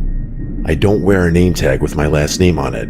It's not posted anywhere customers can see. There's no reason at all that this guy should know my last name. I just stood there for a second, not saying anything. My brain couldn't catch up. Then I started talking into the speaker, asking who this was, what he wanted, and how he knew my name. I must have said "who is this" 4 or 5 times, but he never answered. And this time, he didn't even pull up to pay. I heard his engine rev, and then he was gone. I was rattled for the rest of my shift. There was nothing I could do, but I couldn't shake the feeling that something was very, very wrong. Little did I know, things were about to get much worse. When I got home after my shift, I found a note on my doorstep. It was a handwritten note that said, "I know what you did. You have 3 days." I just stood there staring at it with my hand shaking, and I started feeling really, really sick, like someone had punched me in the gut. I have no idea what I supposedly did. I've been racking my brain trying to think of anything that could explain this, but I've got nothing. This sounds so stupid, but I don't have enemies or secrets. I'm a 24-year-old guy that works at Burger King and plays video games on his days off. I'm not exactly living the most exciting life. I didn't sleep that night. Instead, I just sat on my couch with the lights on, dreading whatever was going to happen next. But nothing happened. I had no choice but to just move on. It turned out I wouldn't have to wait that long, because the next night at work, that guy was back. This time, he didn't even bother playing games. Instead of ordering food, he just asked me to write something down. Then, before I could even respond, he gave me an address. It was some random place on the outskirts of town, in an area I didn't recognize. And then he told me I had 2 days to deliver him $10,000. I damn near laughed at that. I didn't think he was serious, but he clearly wasn't kidding. As soon as he drove off, I immediately went back to being terrified. There was absolutely no way I'd be giving that guy $10,000. I didn't even have $10,000. I still don't. So I decided to ignore it. I figured it had to be some elaborate scam or prank from someone I knew. I should have called the police right then, but I didn't even think of that. 3 nights later, I thought things were over. I hadn't dropped any money off, and nothing had happened. But of course, I was wrong. I was sitting there watching TV, winding down from my shift, when out of nowhere, I was jolted up by the sound of shattering glass. I hit the floor on instinct, thinking someone was shooting at me. But when I finally got up and looked around, I realized someone had just thrown a rock through my window. By the time I went to look outside, whoever had been there was long gone. This time, I called the police. I told them everything, including the address I had been given, and they said they'd check it out and told me to stay vigilant. They really didn't do much, they just told me they'd patrol the area a little more closely, and that without any doorstep footage, which I obviously don't have, there was nothing they could do. And that was 3 days ago. I've called in sick to work the last 3 nights, but I don't even think that's going to do anything since the guy clearly knows where I live. I can't afford to not work, and I can't afford to move, so I'm stuck in this nightmare until the police can track that person down. I think I might try getting them to track the credit card number that the guy used to pay for the Whopper meals, but other than that, I'm not really sure what to do. Why I got targeted, I have no idea. Hopefully things don't escalate from here.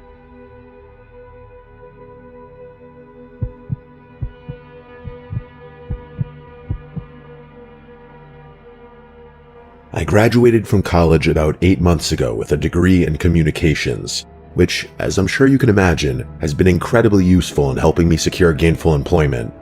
That's sarcasm, by the way. I'm still living with my parents, and I haven't been able to find a real job yet, so I'm off to a great start. In the meantime, I drive for Uber and Uber Eats, sometimes both in the same night, depending on what's popping. It's not a career, but it's money, and it lets me feel like I'm doing something productive while I figure my life out. I know that sounds kind of pathetic, but it's what I've got right now. I drive mostly on weekend nights, Friday and Saturday, usually from around 9 p.m. until 2 or 3 in the morning. That's when the surge pricing kicks in and the drunk college kids need rides home from the bars downtown. It's not technically a night shift, but it feels like one. This happened a few weeks ago. It was a Saturday night, maybe around 1:30, and I was about ready to call it. I was about to turn off the app when one more request came through. The pickup was downtown, which was fine, but the drop-off location was really far away, past the suburbs even. I almost declined it for that reason, but the fare was too good. The girl I picked up was completely normal. The drive took about 40 minutes. By the time I dropped her off, it was past 2, and then I was alone, out in the middle of absolutely nowhere with a 40-minute drive back to civilization. I turned the car around and started heading home. Not 10 minutes into the drive, I saw a car stopped in the middle of the road with its hazards on. I approached cautiously, and I realized there were 2 people standing in front of the car, waving their arms like they were trying to flag me down. My first instinct was actually not to stop, but I'm someone who can't just ignore a person in need. So against my better judgment, I decided to stop. I stopped the car about 20 feet away from them and rolled my window down a few inches. Just enough to hear them, but not enough for someone to reach inside.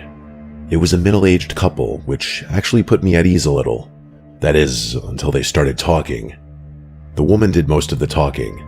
She had this frantic energy about her, but also something that felt slightly rehearsed, like she'd given the speech before. She said they were warning drivers about a collapsed bridge ahead. She went on to say it happened earlier that day, and they'd almost driven right off themselves. She pointed down the road into the darkness, and said if I kept going that way, I'd end up in the river. So naturally, I asked them what I should do instead. The husband spoke of a turnoff that was about halfway between where we were and the bridge. He said it cut through the woods, and that it would add some time to my drive, but it would get me back to the main highway without having to deal with the bridge. I thanked them and started driving. Something felt off. I didn't know what it was, but I knew one thing. I was going to trust my gut and just drive the way I had been intending to go. About a mile down the road, I saw the turnoff they'd been talking about. It was this narrow dirt path that disappeared into the trees, and it was barely wide enough for one car. I decided to keep driving, and a few minutes later, I reached the bridge. I slowed down a little, but it was fine. It wasn't collapsed for sure, and it didn't even look damaged at all. I drove across it without any issues and made it back to the main highway a few minutes later. Even though nothing happened, the experience stuck with me to the point where I didn't sleep well that night. I kept thinking about what would have happened if I'd followed that couple's instructions, if I'd turned down that dirt road alone in the middle of the night. A few days later, the curiosity got the better of me and I did something stupid. I drove back out there. It was the middle of the afternoon this time, broad daylight, which made me feel slightly less insane about the whole thing. I retraced my route from that night. Those people weren't there this time, obviously. When I got to the turnoff, that dirt path into the woods, I slowed down and pulled over. To my surprise, there was something new. There was a sign nailed to a tree right at the entrance of the path that simply said, "Dead End." That sign hadn't been there before. I would have definitely noticed it that night, even in the dark. Someone had put it up in the last few days. I sat in my car for a minute, staring at the path. In the daylight, it didn't look quite as ominous. It was just a narrow dirt road that disappeared into some dense trees. I wanted to explore it a little, but I was worried about my car getting stuck, so I decided to go it on foot. I'm not sure what I was expecting to find, but being that there was daylight out, I really wasn't scared at all. I turned off my engine. As soon as I stepped out of the car, though, I got a bad feeling. I stood there at the edge of the path, trying to see further down, but there wasn't much to see really. I don't know what it was, but something about standing there and actually being out in the open discouraged me from walking in. Things went from 0 to 100 in about 2 seconds. As I was turning around and walking back to my car, I heard a scream ring out behind me. It was this awful scream, definitely a woman's, and it came from somewhere deep in the woods down the path.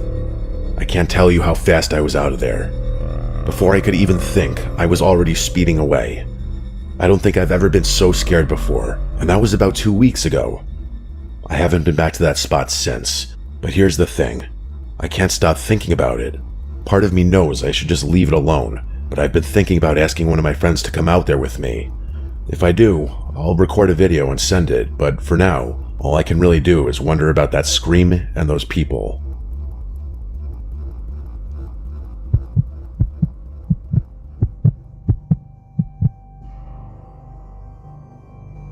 This happened a few winters ago when I was working overnight security for a commercial warehouse complex.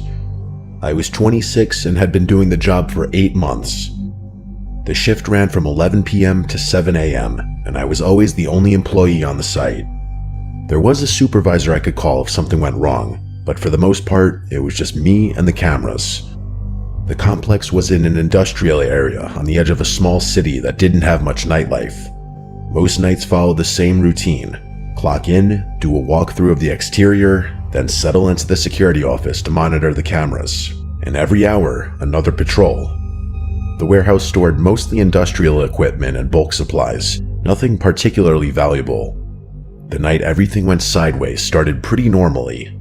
It was cold enough for there to be snow falling, but nothing too heavy. I did my first patrol, everything was secure, and I went back to the office. Around 1:30 a.m., I got a motion alert on one of the loading dock cameras. This wasn't unusual. The system was sensitive, and wind or animals could trigger it. I pulled up the feed and watched for a minute, but everything looked normal.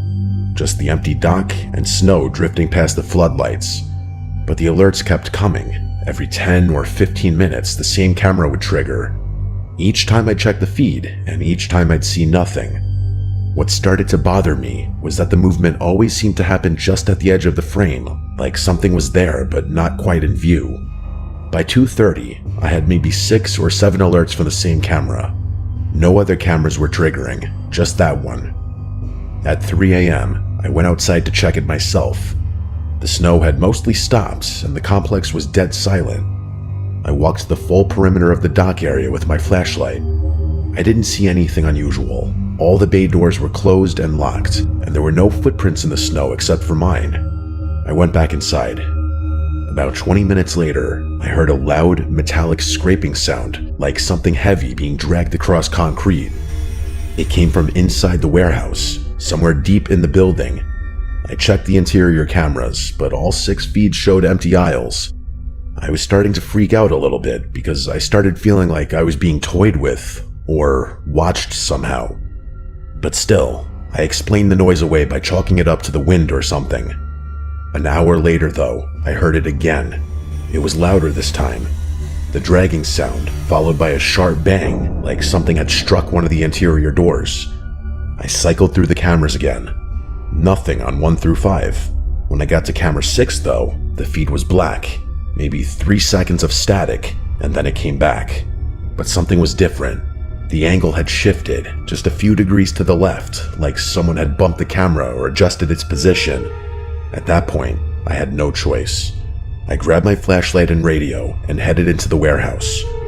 The interior was massive, probably 80,000 square feet of industrial shelving arranged in long aisles. During the day, it was bright and full of forklifts. At night, the overhead lights were dimmed to save power, casting everything in this yellowish half light. I was maybe halfway down the main aisle when I heard footsteps coming from somewhere to my left. It definitely sounded like someone, a person walking maybe 2 or 3 aisles over. As soon as I stopped, the footsteps stopped too. I stood there trying to control my breathing. I remember how tense it was, standing there in complete silence, waiting for a sound that I wasn't even sure would come. After what felt like forever, I couldn't take it anymore. I had to break the silence. In a firm voice, I announced my presence as security and insisted that whoever was there make things easy and reveal themselves. But of course, there was no response. The rest of that patrol was utterly terrifying. I was bracing myself for a fight or some kind of confrontation, and the longer I surveyed without finding anyone, the worse that feeling got. But I ultimately finished my patrol without seeing another person, which was arguably worse because I knew with 100% certainty that there was someone in there. I didn't see or hear anything for the rest of my shift, but that didn't make me feel any better. I actually felt somewhat guilty. My job was laughably simple, and I was messing it up in real time. But by the time 7 rolled around, I wanted nothing more than to just get out of there. I reported everything to my supervisor when he showed up on site. Maintenance did a full inspection, but didn't find anything either.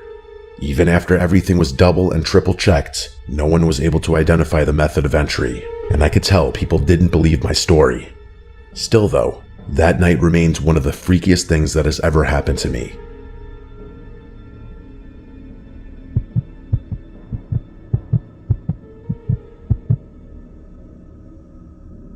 This memory still terrifies me, and outside of police and some close family, this is my first time fully revisiting it. A few years ago, I had gotten my first job at a 24-hour gym. At the time, I was in a gap year between high school and college, so I worked a lot of night shifts. The gym was open 24/7 and accessed by key card only, meaning often there were only 1 or 2 employees working. People could just check in, use the equipment, and leave. The whole facility pretty much managed itself. All entries, exits, and usage of equipment was processed digitally, so all I had to really do was sit in the office and keep an eye on the cameras. I would occasionally get up and walk around, do some light cleaning, and even talk to some of the guests. This was in a pretty bad part of town, but for the most part, everyone was nice and friendly, and it was one of those gyms where everyone kind of knows each other considering how few people really come in. This one night in particular, I was working from 8 p.m. until 6 a.m., which is generally a very long, boring shift, but everything that happened that night keeps me up at night to this day. It was around 2 a.m. when I had already done multiple rounds around the building and finished all routine paperwork. I was exhausted, so I just figured I'd sit down for a bit and monitor the cameras. Everything was normal at first. Not many people come in to work out in the middle of the night, but there were a couple regulars who came and went. I had worked here for a few months now, so almost everyone I recognized, except one man. I first noticed him when I saw him using a treadmill in the far corner. Normally this wouldn't catch my attention, as we have new guests from time to time. However, what really caught me off guard was how fast this man was running. I pulled up his treadmill number in the system, where I'm able to live monitor all equipment activity. He was running 9 miles per hour, which was impressive already, but what really shocked me was the fact that he never stopped. 10 minutes went by, then 15. He never slowed or stopped. I looked closer at the camera, and although I can't quite describe it in detail, this man was nothing short of unsettling. He was wearing ragged clothes, he had long messy hair, and his face never moved once. He was just staring straight forward. Then I noticed his feet. He was barefoot. He had been running 9 miles per hour for 15 minutes barefoot, just staring into the distance. At this point in time, I was very weirded out, especially since he was now the only person in the building besides myself. I pulled myself together and realized that we do have a policy requiring shoes, so I decided I would use that as an excuse to go talk to him. Although his appearance really freaked me out, I got up the courage to leave the office and head out to talk to him. The machine he was on was located almost directly outside the employee hallway, and as soon as I turned that corner, my heart stopped. The treadmill was covered in blood. His feet were tearing apart as he ran. My heart dropped. Blood not only dripping, but splattering from his feet and ankles for every step he took. His face was still stone cold, staring straight ahead. His mouth was wide open as he ran. He looked like he was on every drug on the planet. At this point, I was terrified. He looked crazy enough to the point that my gut was telling me he was dangerous. However, I still mustered up the courage to yell at him to stop. I can't even remember exactly what I said, but I did have to raise my voice a bit so he would hear me over the thudding of his feet as he sprinted. He didn't say a word, or even turn his head for that matter. He just continued to sprint and stare forward with his mouth open. I yelled again, something along the lines of, "Hello, what are you doing?" He then muttered the words, "Are you there?" in the coldest, raspiest voice I've ever heard. He wasn't out of breath or even panting as he spoke. I told him to stop a few more times, and he repeatedly just said, "Are you there?" The pool of blood at the end of the conveyor was growing, and at this point, I just figured I'd call the cops. I went back to the office, picked up my phone, but before I called, I glanced at the monitors again. He was staring directly at the camera, sprinting, bleeding, mouth open, staring at the camera. I turned away and then heard him screaming from outside the door. He wasn't even screaming words, just screaming at the top of his lungs as he stared at me through the camera. Suddenly, he hopped off the treadmill. He didn't even turn it off, and he sprinted out of view of the camera. I immediately started clicking through the feed searching for him, but he was out of view of every camera we had in the building. I had checked every camera except one, the employee hallway. Sure enough, there he was, about 6 feet from the office door, just standing there. I don't even know how he had gotten into this hallway without a keycard, but I didn't hesitate to quickly lock the door. Almost 5 seconds after I locked it, the doorknob rattled. Now I was calling the cops. He started screaming again and shaking the door as I explained to dispatch what was happening. They told me police were 5 minutes out, as I just waited in the corner of the office while this man was trying to get inside. His scream was terrifying. It was so deep it barely sounded human, and he kept it up for an unbelievably long time. This went on for about 3 minutes. I thought if he got in here I was gonna die, and I felt absolutely helpless. Suddenly though, the screaming stopped and the door didn't move. I checked the cameras again, and he was gone. I couldn't see him anywhere. Eventually, the police arrived, and I made them search the entire place before I would even leave the office. They told me he was nowhere to be found. I answered their questions and drove home. I quit the next day, and have not entered that gym since. I have no idea what that man wanted, or what kind of crazy he was. I still wonder what would have happened if I didn't lock that door.